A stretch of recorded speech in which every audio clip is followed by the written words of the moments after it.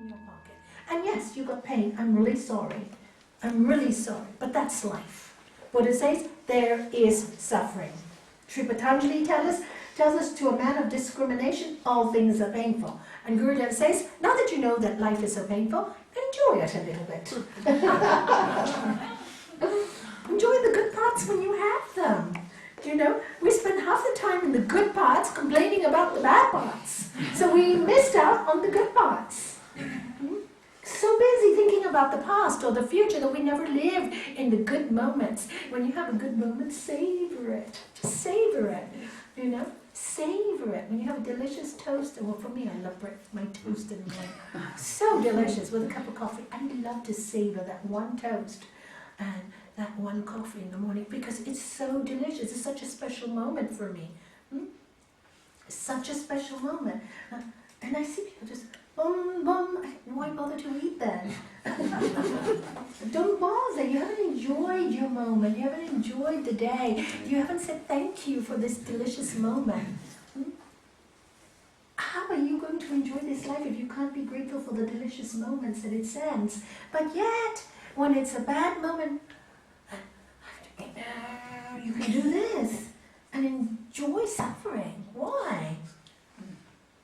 Why do you, I can't eat, my stomach is really bad, Why? Why do you give so much energy to the bad moments and no energy to your good moments? So this is what Yaya teaches you, to give more energy to every moment, a spiritual energy, so it makes your life fun and worthwhile. So, and finally, surrender to the Supreme Being. Sometimes we do our best, and things just don't work out. They just don't work out. Isn't it true? People ask me why. I have no answers. I really have no answers. All I say is what I learned with my husband's death is, it is as it is. There's no point saying, but why? You know, how many people called me, but Nalanie, couldn't you have done this? I have calls every day, can't you do this? Can't you do this? Can't you do a miracle? No, I can't. It's not in my hands. All that's in my hand is to give him as much love, as much strength, as much compassion. It's not about me. It's his death. Don't you understand that, people? How would I feel in his body when he's going through losing it any time? You know, when you've been told, I have stage 4 cancer, and then I'm trying to tell him what I want him to do. I mean, do you know this is what a lot of people are doing with people who are sick? What you have to understand is you have to give them the respect and the time to tell you what they are feeling, not how you are afraid of losing them. It's not your moment to be selfish. It's not. And that's all I could do. And it's lovely Sangha, and some of them are here today with the kindest people to me during my difficult period, you know, because what they did is they used to come every evening to my home and provide dinner for me and my family. Because all my family came from Hong Kong, and I had all my grandchildren. I couldn't look after Shanky and think about the groceries and the cooking. It just was too much. Because I was nursing him from home. That's what I wanted to do, because he didn't want nurses. And they were so kind. I'll never forget that kindness for as long as I live. Every night, they all took turns. They wrote a rota, and they would bring me dinner and my family dinner. So none of us would have to think about that. Don't you think that's wonderful? See? When you work in love, people are sent to you in love. I just see that it works. That's what happens. So, you know, what do? You surrender. And you don't say, God, why me? You say, thank you for giving me the strength to face this difficult time. That's the prayer. Thank you for giving me the strength to face this pain. Thank you for giving me the courage to go through this. As you think, what are you saying? You're saying thank you for courage. So what are you going to get? Courage. Do you see how just changing your words, changing your way of looking at things can change your entire life and change the consequences for everybody there. Make my daughter accept it much quicker, make my son accept it much quicker, you know, they adore their dad. Made the grandchildren understand about dad. But if I panicked, oh, why me? Things don't work that way. And then understanding that there is a supreme energy. There is. It's looking after it all. And anyway, he's dancing. You love someone, what do you have to do? Set them free. That's the secret. You really love someone, don't ever hold them back in pain. Why would you want to do that? Why would you ever want to hold on to someone when they're suffering? Let them go, let them fly. They're going to fly. You know, and many years ago when I was teaching in a temple in Gibraltar, I remember, I'll never forget this girl. And she came to one of my talks and we're talking about death and dying. And she said to me, you know, next time I lose, because she had lost a few people in her family, she said, next time I lose someone in my family, I'm going to think that they've just gone to Australia. I made the whole room laugh. You know, they all just go to Australia, that's it. I can deal with that.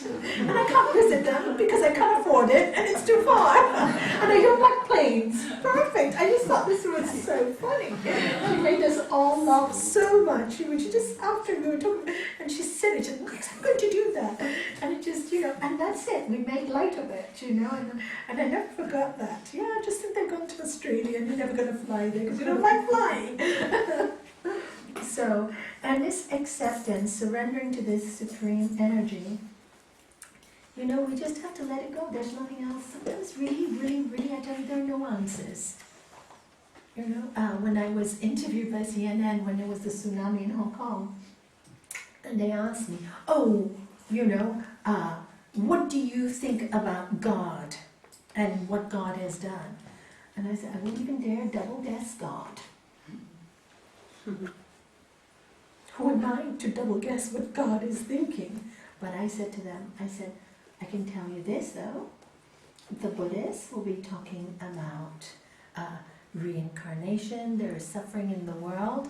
The Catholics will be saying, let's help those in need, for he was hungry and I fed him, and he was thirsty and I gave him to drink. He was in prison and I went to visit him. Do you know Lord Jesus said that? Catholics will be doing that. The Hindus will be talking about reincarnation and karma. So, what it is, I can't double guess. All I know is, so many people have lost their lives, and more people have come up there to want to help. The world has woken up and said, let us send money there, let us send aid there. The world is thinking about somebody else, and that's all I know. And that's the truth. And every time there's a disaster, I mean, I never saw so many people pray as when Princess Diana passed away in England. Do you remember? When she passed away, so many people prayed. There were so many tears of love. What happened? Her death created such an energy of prayer and love. Yes? It's almost like disaster times. It's a reason for connection, and I think all of us just want to connect, just like yoga means to unite. Yes. And it's like we're embracing that connection, even if it's a disaster or not. Yes. Yes. And for some reason, we always wait for the disaster to connect. And yoga is saying, don't wait for that disaster. Connect always. Yoga means constant connection with the divine. Always. Whatever you are doing, keep that divine in your heart. That's why we do mantra. And that's why we do initiations and we give initiation mantra. So that you're constantly repeating the mantra to keep you strong. And why? So that you're constantly connected. Only for that reason. So when something goes wrong in the mind, you say your mantra, that reminds you of your soul, and that disconnects you from the pain right away. Because you're reminded of your soul. I'm not this body, I'm not this mind, I'm soul. You're reminded. That's all it does. And then you disconnect from the pain. You can disconnect. There's a non-attachment. It's not that you don't feel, but you disconnect thinking it's not personal. This happens to everyone. There's no punishment. There's no but, why me, why this. Stop all that. When you hear yourself doing too many buts and whys and but Nalanie, but this, but that, but, you can go butting on for all your life. You may never get an answer. If you keep quiet, probably, and accept, in a few years the answer comes. Sometimes in a few months, sometimes in a few weeks, sometimes in a few days. Why? Because you stop wanting to control situations, you let it go. And then things start to happen. You hear the opportunities come. You hear them, they come to you, because you're not blocking divine energy. You're allowing the energy, the God, to work in you. You're allowing yourself to listen to God's voice. That's what you're allowing yourself to do. But if there's so many interruptions, interference, even when you have, when you go in your car and you want to get a radio station, right? Sometimes when you can't get the exact right channel, there's a lot of interference and you can't hear. So you're trying to fine-tune it. And this is what we're trying to do, fine-tune our connection with the divine. Because when there's a lot of thoughts, there's a lot of interference and you can't get the right messages. You won't hear the radio properly. You hear 2 or 3 channels, one going on top of the other. And you may hear something that's incorrect. It's really important to stay clear. Stay clear and not fearful. So that is that. Now, there's something I'd like you to mark in your books if you don't mind. Read this. This is a really good, sutra, and I really love Gurudev's explanation.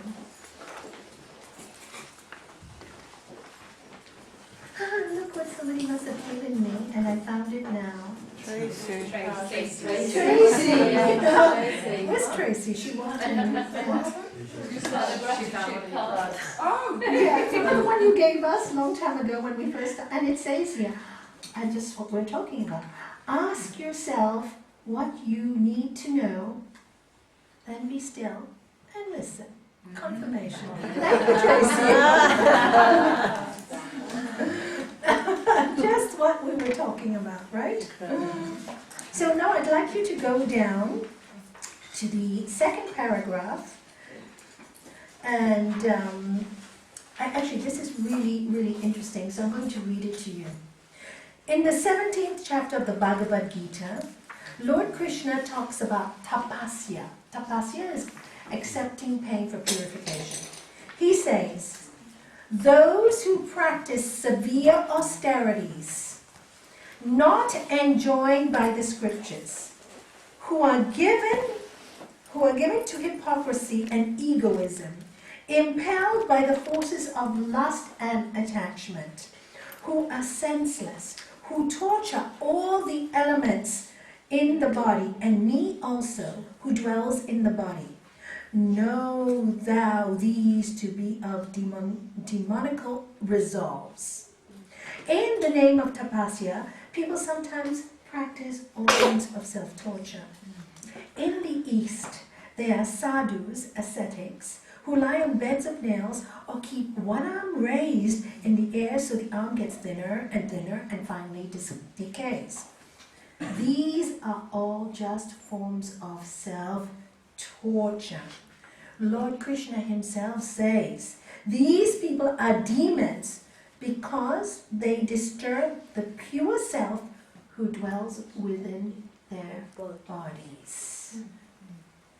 And I want you to underline the next one. Self-discipline is an aid to spiritual progress, whereas self-torture is an obstacle.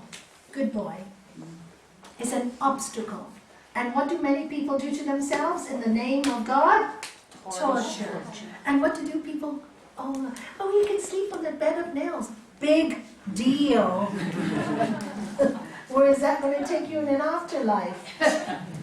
You know, Ramakrishna, I'll tell you the story of Ramakrishna, and this is what I love about the great masters. They're so clear, they're so sensible, and so down to earth when they're on earth, you know? And Ramakrishna had this disciple, and he read about pranayama, breathing. When you do a lot of pranayama, your body becomes light.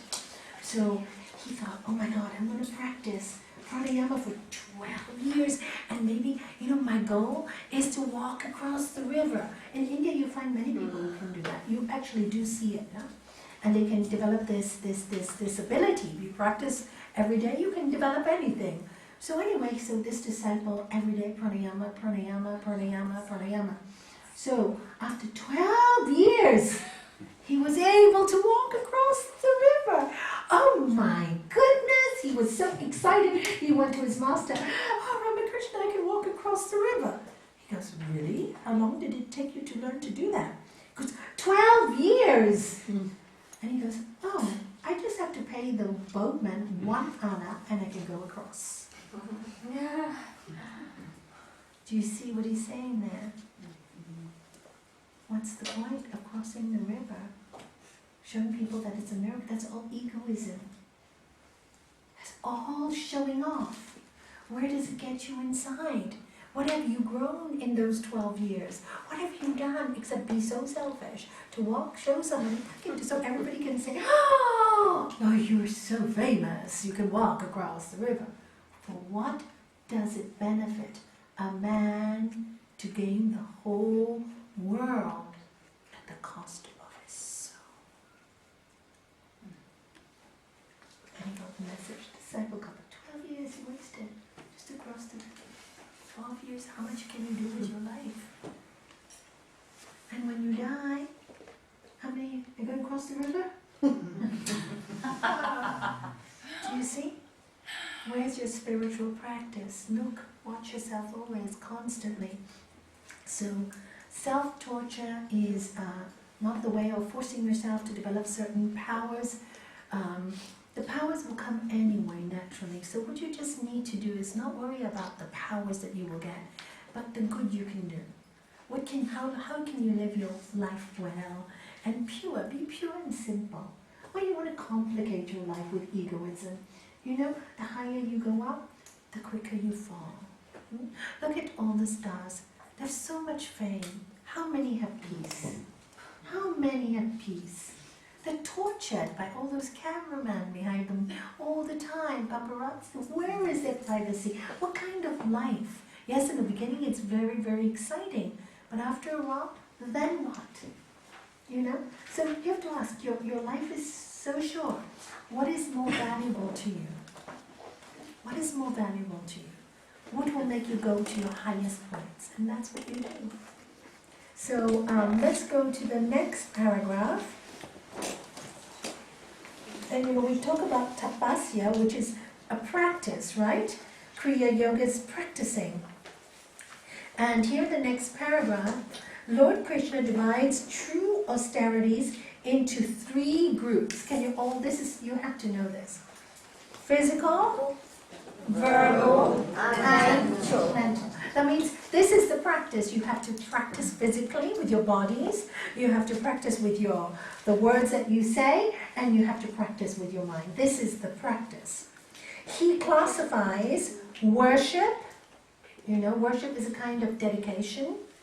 Purity, we talked about that already. Straightforwardness. Now look at that. I love this one.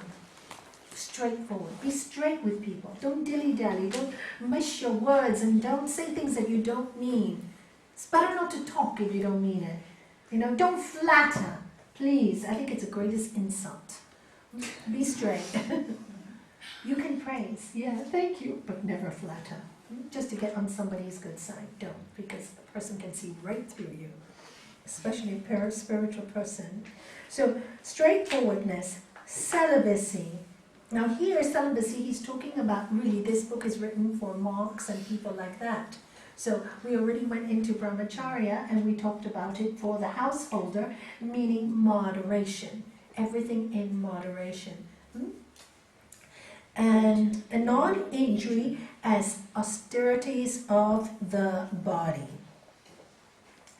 And then he talks more about, I see he also classifies brahmacharya, which is celibacy. Again, just to make you quite clear on it, he says, but brahmacharya or celibacy means control, not suppression of the sex desire or sex force. Did you hear that? For those who misread brahmacharya over and over again, this happens a lot in spirituality.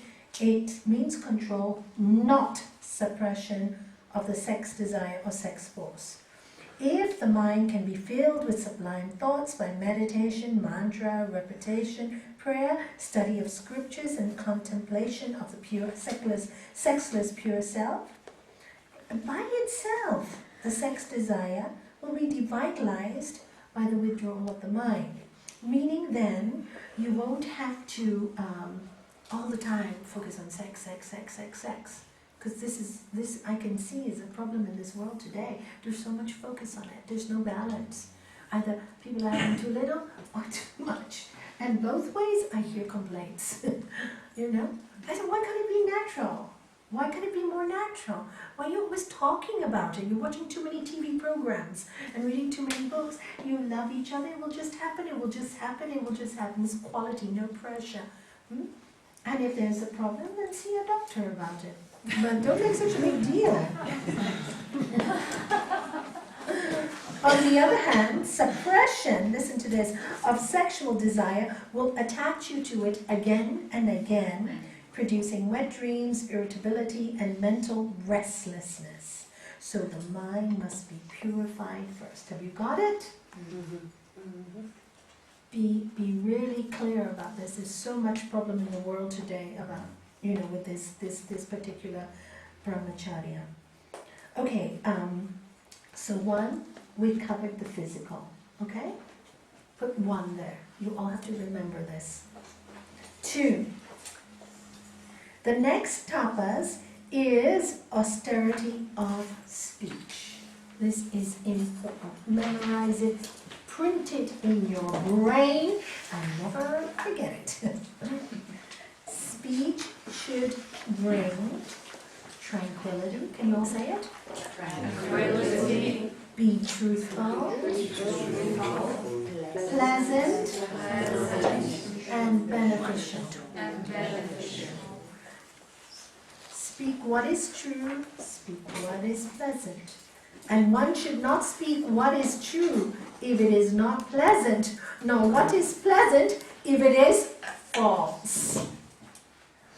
If something is true and unpleasant, we should make it more pleasant by presenting it in a proper way. That's all. You can say something really not very nice, very nicely. Great, huh?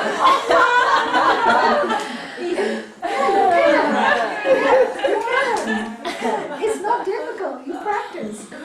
It's a practice. It's an art. You can learn it. You can learn it. It's an art. And do that. But this is really, this will save so many vrittis in your life. This will save you so much karma. Tirikural, in the Tirikural, it is written that a word is like a bird. Once you say it, you can't bring it back. Whoa! But imagine, these words are very powerful. So really be careful what you say to people. How many times when I do marriage counseling or relationship counseling, they tell me, but he or she called me that. So that was 10 years ago. Still in their mind, they haven't forgotten. 10 years ago. I have to teach them to let that 10 years ago, it's 10 years later now, and you're still got it, the anger. 10 years and you're carrying this anger because of the words. So you see how powerful words are? So be careful what you bring out of your mouth. Be really quite, careful with that. It's a good practice. It's a hard practice, but it's a good one. So sometimes when you're about to get angry, hold it a little bit, count to 10, and think, are these words going to hit that person so hard that's going to destroy them? And if it is, zip your mouth. That's another practice I did. I mentally visualized a zipper here in my mouth. Because it's very emotional, and sometimes when I was angry, I just say what I say without thinking. And that's no good, because that person suffers so much in the end, and hurts them so much. And creates a wheel of suffering, a wheel of karma, a wheel of anger, and all it needed was just a little bit of thought. So this is really, really important, and then you really change, your whole attitude on life changes when you practice this. And also by practicing this, there's a compassion. You have a compassion for people who speak without thinking. Because when you practice it, you know how difficult it is to do. So when you see people that get angry without thinking, you, instead of being angry with them, you will develop a compassion. Oh, I really understand that. I practice this and I realize how difficult it is to do. So you won't get angry with them, but you tell them, your words sometimes sting. You can tell them nicely, they sting.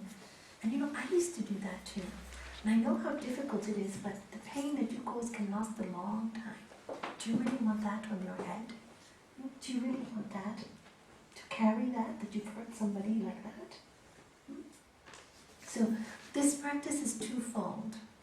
It teaches you, and it gives you compassion for those who haven't learned it. Both ways. And then the last one, number 3, is mental austerity. It's described by Sri Krishna as serenity of mind. And you can all tell me, by the practice of contentment, what happens? Supreme joy is gained. Good!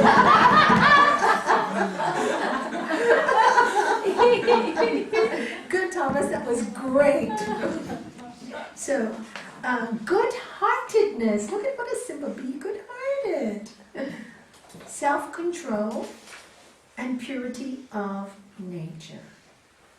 Just watch your nature. Is my nature pure? Am I always thinking, what can I get from this? Or what can I get from this person? Or what can this person do for me? Is my nature really pure? Am I really thinking, what can I do for the world? How can I make the world a better place? What is going on in your mind?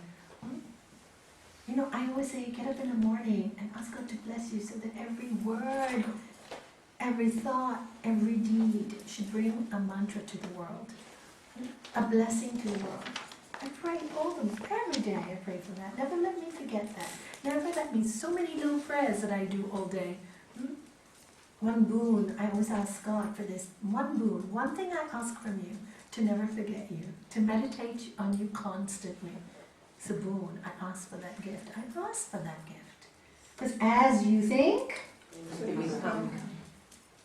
ask and you shall Receive. Seek and you shall Find. Knock and the door will be opened to you. Do you see? We're asking for the wrong things. Most of the time in our mind, we're asking for the wrong things. That's why our life is suffering. Ask for the right things, and the right things will come to you. It is really very simple. It's really all to do with mind stuff. And that's the gift we were given by the divine. That gift, to learn that gift. And we keep giving that gift away, giving it away. Don't give it away, it's too precious. So, purity of nature. And that's it. Now, you have to learn these 3 really well.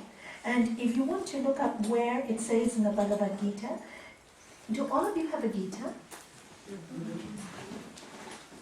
It's chapter 17. If you go to chapter 7, oh my God, lots of things in my notes. Chapter 17.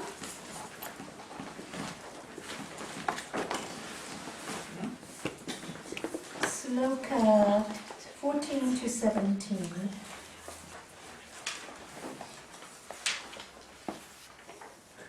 14. Anybody want to read it for me?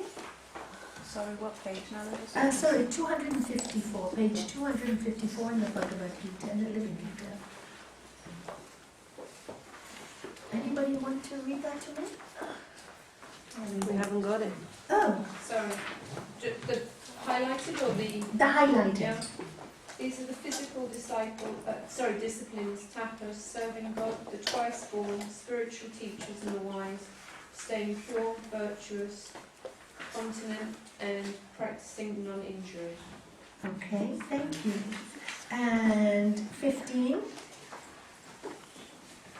Do you want to read that as well? Yeah. These are the disciples of speech, speaking truthfully, pleasantly and kindly, with words that do not excite others, and reading scripture. Thank you. 16. These are the mental disciplines: tranquility, gentleness, good-heartedness, silence, self-control, and purity of thought. 17. When these three disciplines are practiced with zeal and sincerity, and without looking for some personal gain, then this is pure tapas. Okay, did you hear that? The last part, yeah. That's a tough one. Okay, the last one. So we read it again. Somebody else. 14 again.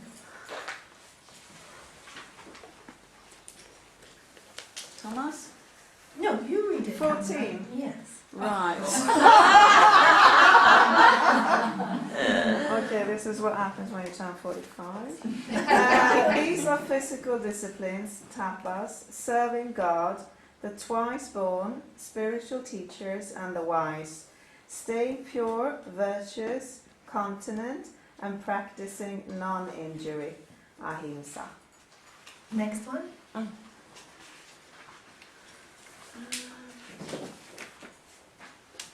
These are the disciplines of speech, speaking truthfully, pleasantly, and kindly with words that do not excite others, and reading scriptures, svadhyaya.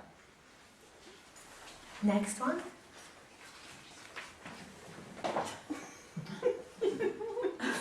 My glasses are old.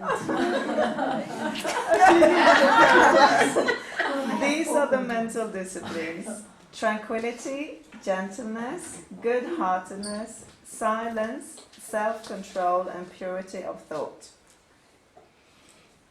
Thank you. And the final one that Petra did here, 17. When these three disciplines are practiced with zeal and sincerity, and without looking for some personal gain, then this is pure tapas. Okay, thank you very much. So you see how all the scriptures relate to each other. And so it's really nice to get confirmation. And when you read this along with the Gita, and along with the New Testament, along with some other teachings, the Prophet, and some Sufi masters, Buddhism, you see that they're all saying the same thing. They really are all in different words. That's all. So that's why do people have wars? I really don't understand. Do you understand? My religion is better than yours, my way is better than yours. My master is better than yours. They're all saying the same thing. All the same thing. Let's enjoy each other's religion. Let us enjoy each other's belief system. My teacher, maybe Swami Sachidananda, Jenny, who did the music, she adores Paramahansa Yogananda, and I love him too. Other people, different masters, And it's great, because you will find the master that relates to you. So long as they teach that truth. Because that is all backed up. One book with another. All the different traditions say we all have to do good and be good, simply. None of them say our aim is to be so wealthy, material wealth. None of them say that we should be famous before we can be happy. Any of them say that? None. So follow this, and then you know exactly where you're going, and then you do pure tapas. What is your Why do you do what you do? To lift souls. The teachers here should always remember that. All of you taking the Raj Yoga course. Why are you taking it? To lift souls as you want to lift yourself. When you lift others, you lift yourself up. When you are kind to others, you are kind to you. When you are angry at others, you are angry with yourself. When you are jealous of others, you have no peace. So change it all around. Do good and be good, and you will feel good. Simple. It is simple. So that's that. How am I doing for time? Do you have any questions? Is there anything you need to ask? Anything you want to share at this point before I go into the next sutra? Okay, so we, again, now they help us minimize obstacles and attain samadhi.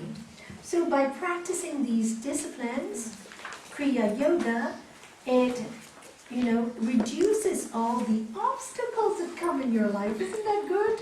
There'll be less to face. Because you're not creating action-reaction, right? If you're not sowing a negative seed, you're not going to receive a negative seed. But we will go into the karma study in a few weeks. It will come along with this.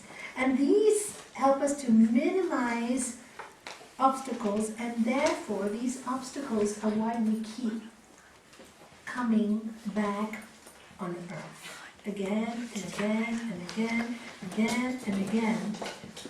So here, Sri Patanjali tells us what are our obstacles and why we keep coming back. He tells us ignorance, egoism, attachment, hatred, and clinging to bodily life are the 5 obstacles. These are called kleshas. Can you all say it? Kleshas. You studied the koshas, which are very different from the kleshas. Let me see if I can remind you. What are the koshas? The sheaths. The sheaths. What we are made up of. What are we made up of? So see if you remember your koshas. Anamaya. Anamaya kosha, which is your body, physical body. Next, Pranamaya. which is your Breath. good memories. And the next one, Mano. Maya kosha, which is Mind. the next one, Ananda. No, there's one in between. Vijnana Maya kosha, Vijnana Maya kosha, which is Intellect. your intellect. Yeah, don't forget, you see, your intellect is there, what they call it buddhi, which deciphers information that comes to your mind, right? So, let's say your mind has, should I do this, should I do that, should I do this, should I do that?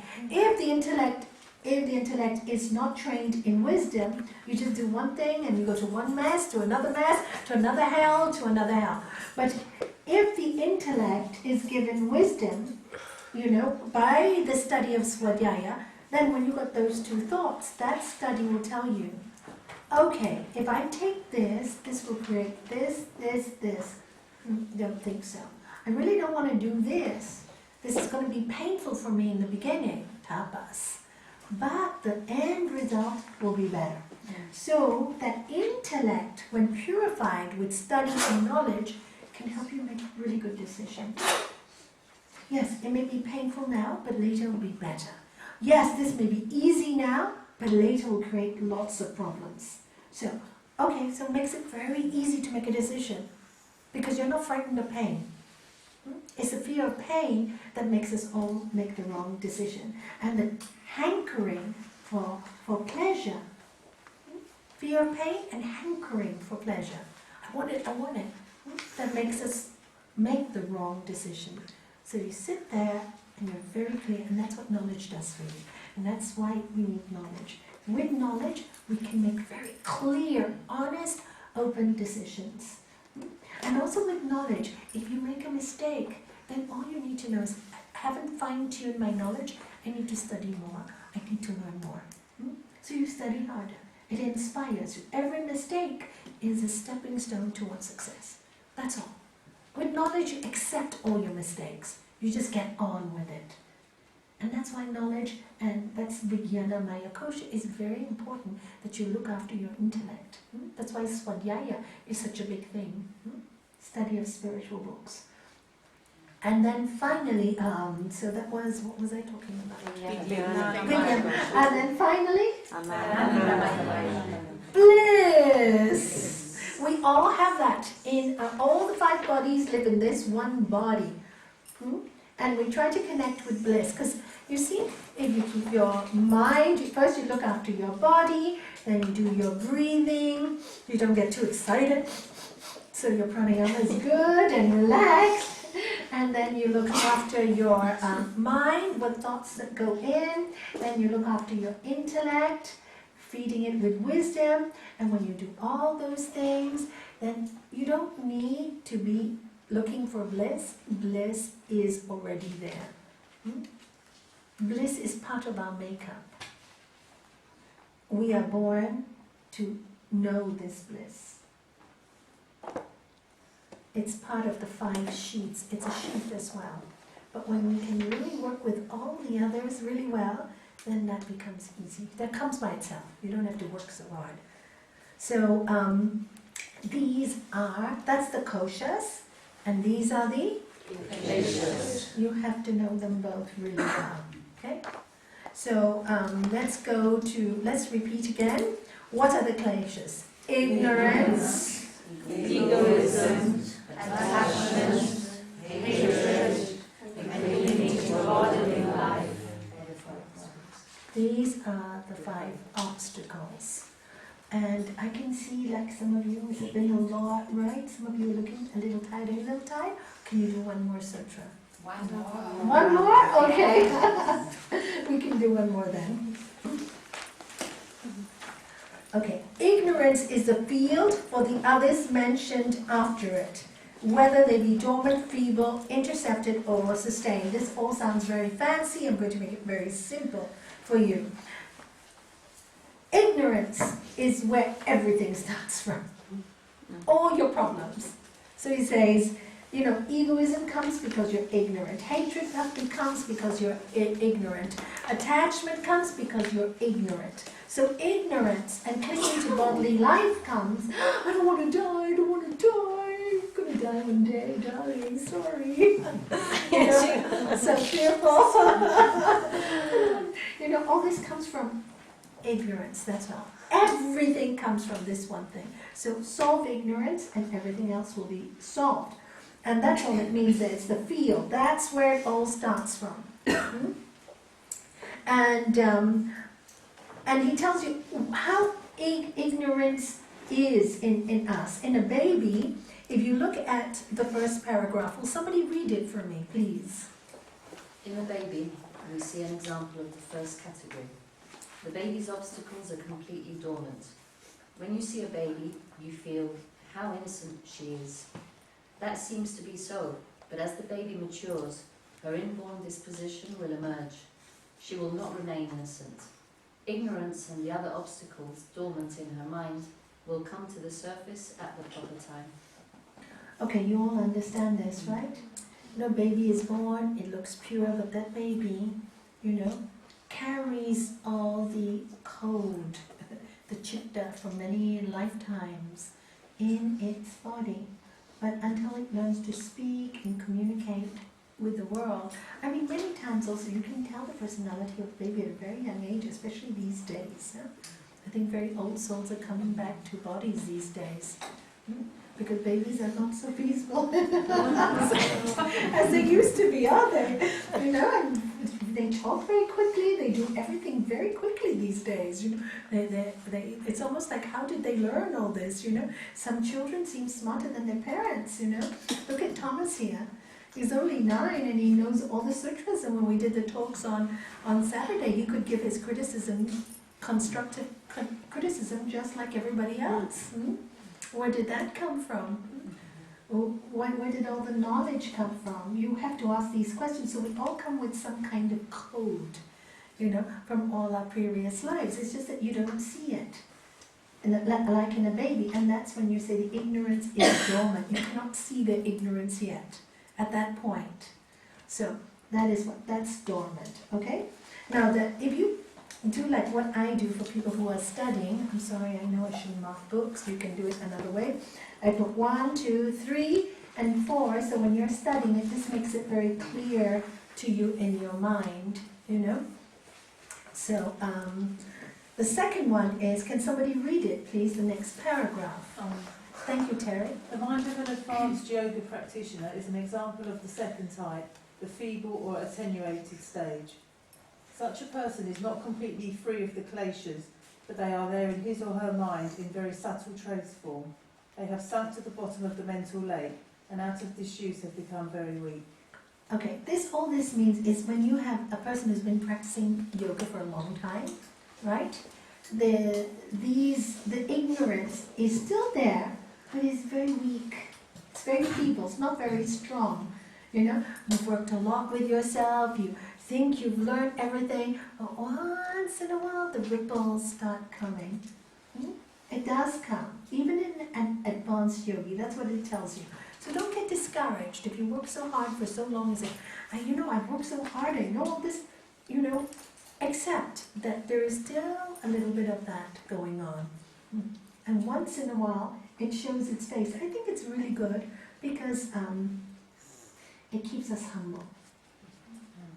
Keeps us humble. It's not a bad thing. But you can watch it. At this stage, you can watch it because they're weak and you can stop it. Because they're so weak, I'm not doing this, I've had enough. You can actually, and they're weak at this point. That's the nice thing, to know. So when it happens to you, you can watch it, you can change it, and you can make your life heaven or hell. So that's the second type. The third type, can somebody read it, please? I can read it. Thank you. The third stage of interceptor development is seen in the mind of a beginning practitioner.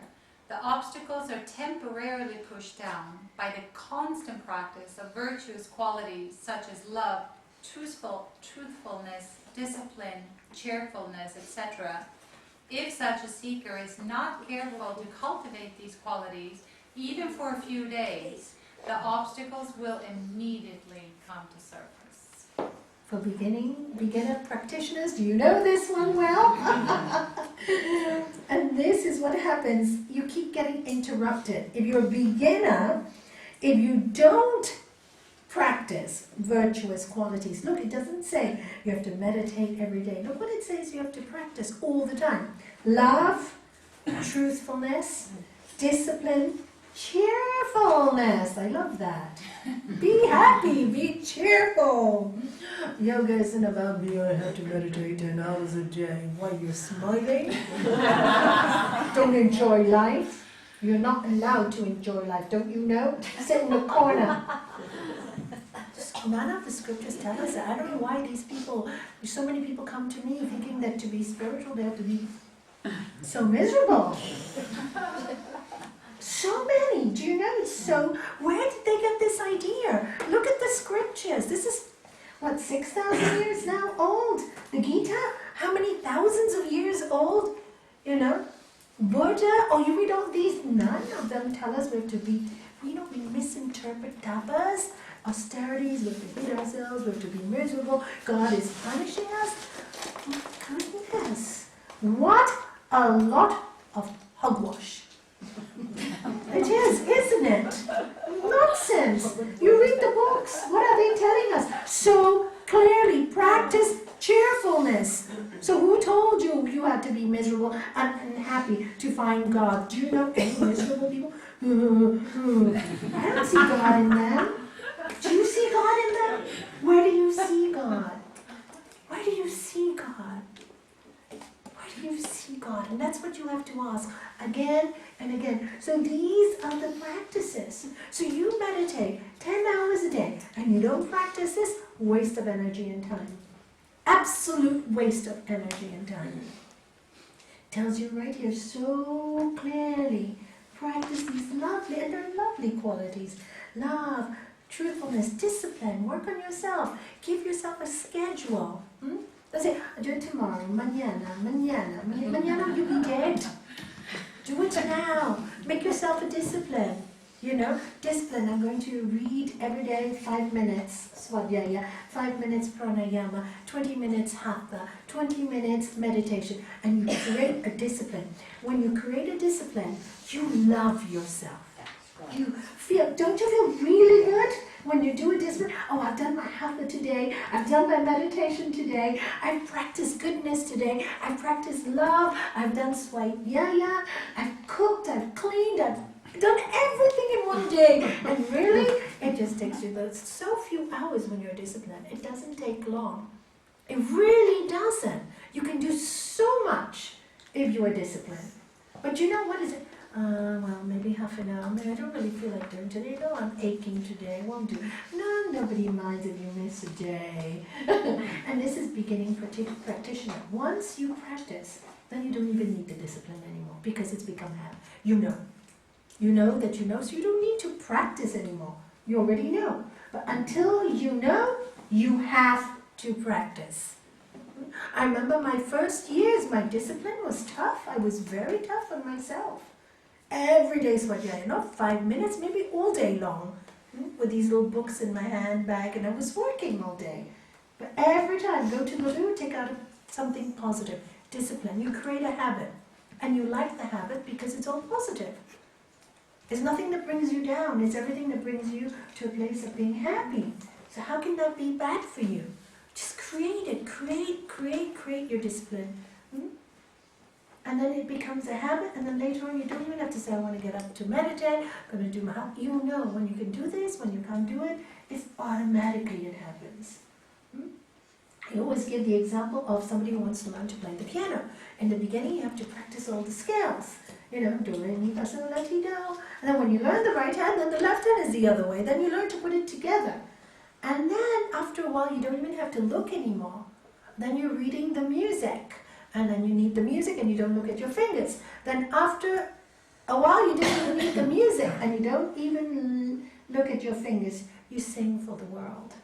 You're just, it's happening naturally. And you're giving joy to the world by not even looking. You're not even conscious. It becomes magical then, you know. And then when the world listens to that music, wow, what a beautiful tune. Why? Because now it's divine. It just flows.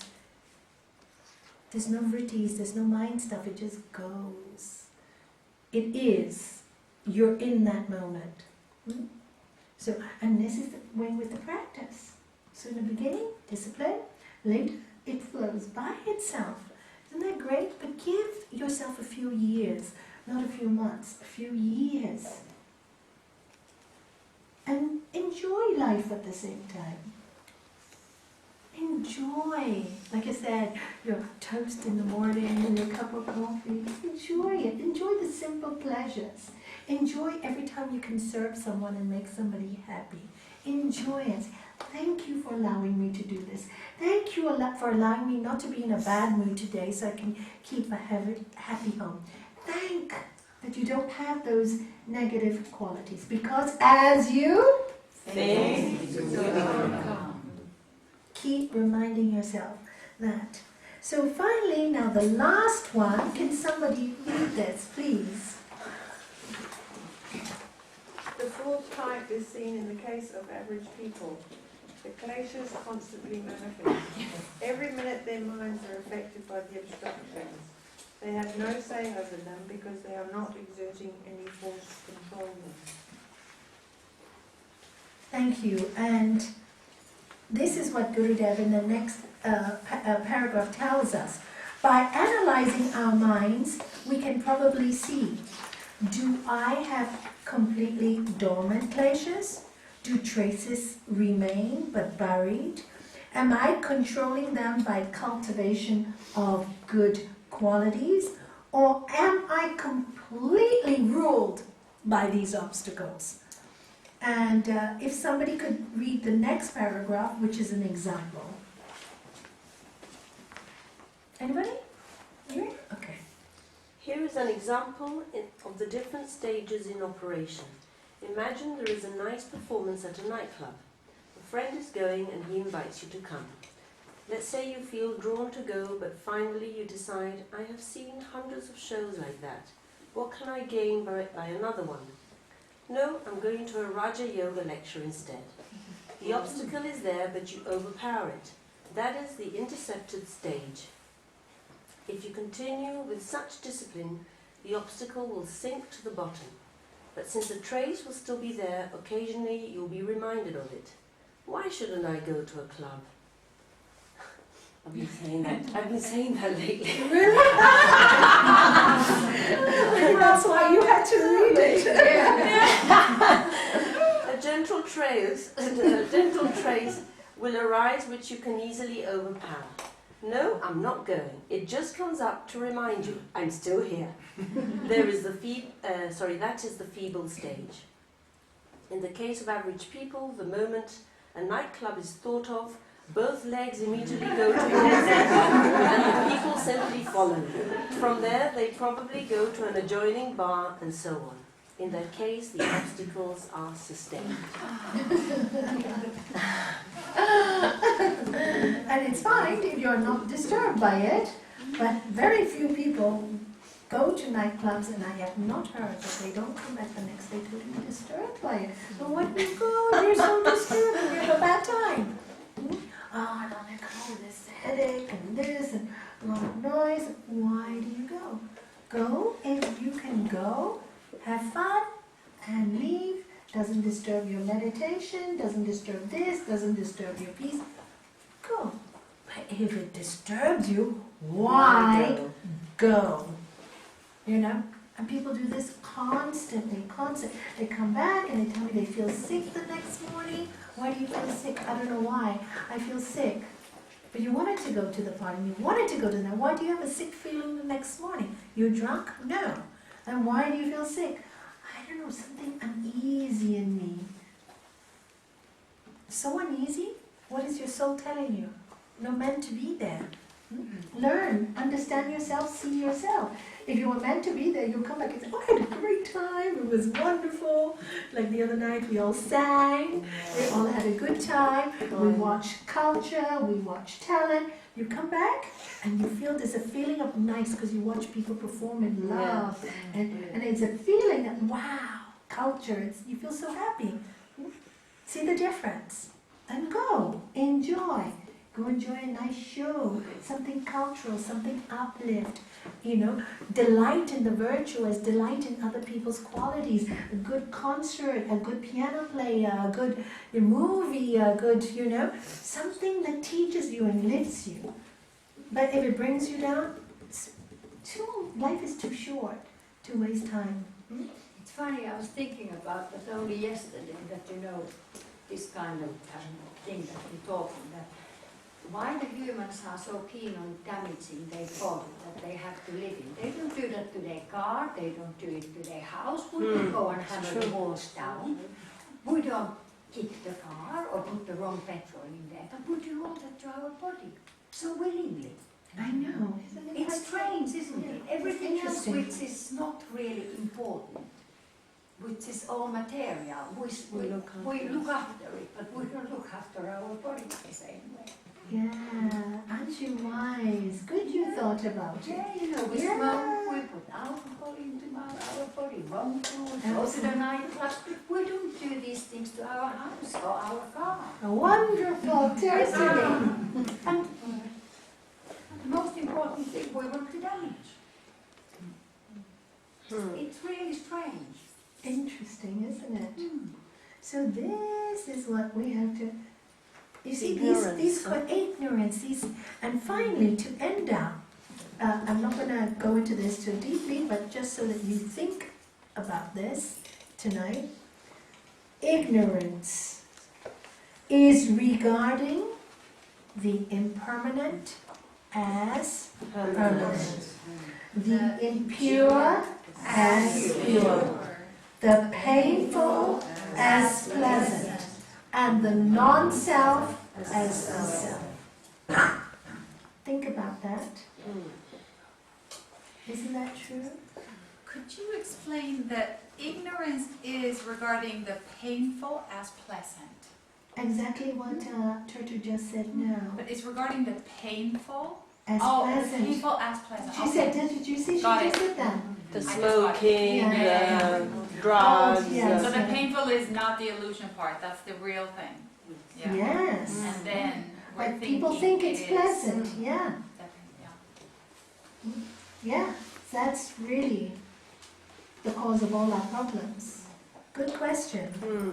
And impermanent as permanent? Who can answer that one? What is impermanent? That nothing ever changes. Everything changes. Are you permanent? No. Well, our soul is. Yes, good answer.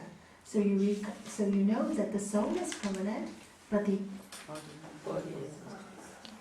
so Why do we always answer from the mind? Like the question is, are you permanent? We say no, but then like Nuria says, the soul is. Why don't we say yes, we are? If we are speaking from the soul. Because you're not considering yourself your soul.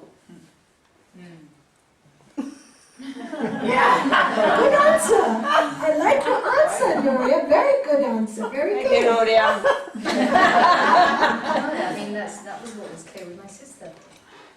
But most of the time we're always speaking from the mind rather than from the soul. That's why we're practicing yoga, so that we learn to speak from the soul. That is the practice of yoga, and this is why we do the studying, and that's why we sit here and learn all this stuff, is precisely for that. So that we recognize all the time, not only sometimes, but all the time, that we are soul. And suddenly one day it suddenly sinks in. Yeah. Very much so, yeah. And you understand it like gravity. I've been very aware of that in the essays that we're having to write. Yeah. Like, That's why essays, why do you think I like you to write essays and do the talks? Because it brings the best, it makes you think. It makes you think. I really don't like marking them. Until I'm marking them. Once I sit down and mark them, I love them. I'm really enjoying them. It's just, what can you do? Sometimes, I have to sit down for 2 hours. I'm not a teacher. But then when I read your essays, I'm so impressed. I'm so impressed by your essays that I go, okay, Kamala goes, you're going to give them an extra essay again? I go, yeah. Because really, it makes you think. And this course, when it's done, Atswet, you don't have to do essays. But when I was studying, I remember when I came back, I started writing journals myself. And it was like writing essays on the different sutras for myself. I kept a little hard blue back book, and I kept on writing what I was learning. So I continued. Really, my studying started after I did the course. And with that writing, journaling, I was really learning them. Am I really practicing accepting pain for help as purification? No, I blew it today. I wasn't practicing. I don't know a thing about this sutra. Go practice, I would tell myself. Do I really love everybody? Absolute nonsense. No, there are many people I don't like. Learn to love everyone. So this is because when you journal, the truth comes out. You're writing to you. And it comes out, and it comes out so clearly.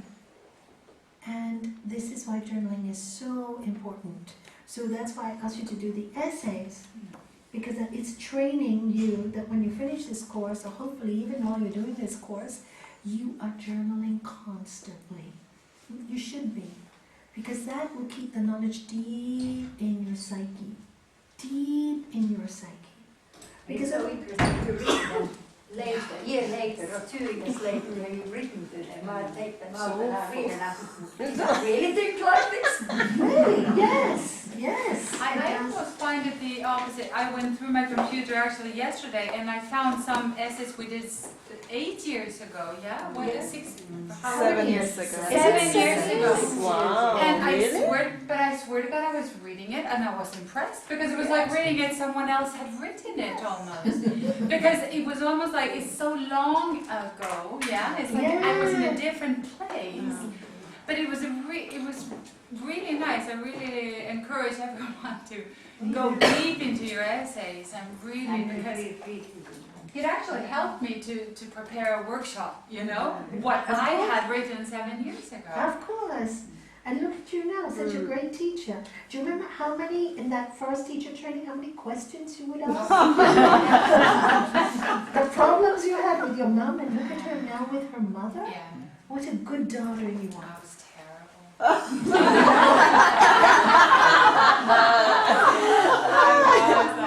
You weren't terrible. But there's hope. You were in ignorance, you I was see? ignorant. But it Still was am good at questions times, as well. Yeah. Good questions. She used to ask many questions, do you remember?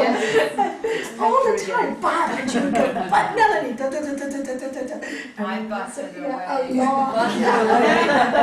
But look what a great teacher you are now. Look how much your students love you. Look where you teach, they all love you because there's a sincerity in you. And that's great. So long as the butt leads you somewhere and you don't keep doing butt for the rest of your life. And I remember you well 6 years ago when I joined. It was you and you, two of them. I thought, do they ever stop asking those questions? I remember you both sitting against the wall in kissing. So ask us again if we're permanent. Yes! But not our bodies. But not our bodies. But not your bodies, see? Yeah, good stuff. Good boy, Thomas. I'm proud of you.